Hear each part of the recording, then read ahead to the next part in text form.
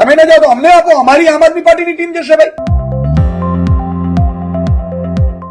સરકારી અધિકારીઓને ખોટી માહિતી પૂરી પાડવા તો ખોટું ડોક્યુમેન્ટ ઉભા કરીને માહિતી આપવા માટેની સામે પોલીસ ફરિયાદ કરવામાં આવે ગુના હેઠળ.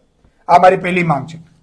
બીજી કે આ મતદાર યાદીમાં જે નામો કમી કરવાનું આપવામાં આવ્યું છે ને અત્યારે એવું કહેવામાં આવે છે કે એને નોટિસ કાઢવામાં આવે ને એને બોલાવવામાં આવશે.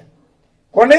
તો કે જેના 9 લાખ લોકોને 9,59,000 લોકોને 10 દિવસનો ટાઈમ આપવામાં આવશે. તમે અધિકારી પાસે આવો ને તમારું ખરાઈનું પુરાવો આપો. એટલે ભારતમાં રહીએ છીએ આપણે. તમે પહેલા તો બીએલઓ ને કામગીરી સોંપી હતી, બીએલઓ ઘરે ઘરે ગયા, બીએલઓ એ કામગીરી કરીને આપી, એના ઉપર કામ ઉપર તમારે વિશ્વાસ નથી. અને ભાજપના જે નેતાઓ કે કાર્યકર્તાઓ છે એ મતદારમાં સારા લોકોના નામ કમી કરવા તો વિપક્ષના સપોર્ટેડ વાળા નામ કમી કરવા તમને આપે છે, એટલે તમે ત્યાંથી ઘરેથી બોલાવો છો. હવે ઘરેથી કોણ આવશે? 9 લાખ લોકો થોડી કઈ વેરીફાઈડ માટે કરી ચૂંટણી પંચ માટે પેલા આઈ કાર્ડ લઈને હાજર રહેશે. તમે જાઓ ત્યાં, તમે ન જાઓ તો અમને આપો, અમારી આમ આદમી પાર્ટીની ટીમ જશે ભાઈ.